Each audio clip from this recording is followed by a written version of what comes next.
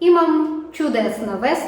На 13 октомврі в Упресред на нашиот голем праздник Покров на Пресвета Богородица во музејот на македонската борба ќе се одржи изложба на делата на украинските уметници кои живеат во Скопје.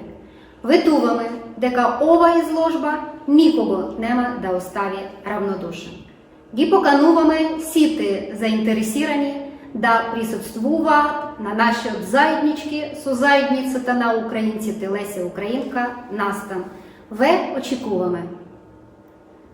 Дорогі друзі, маю чудову звістку.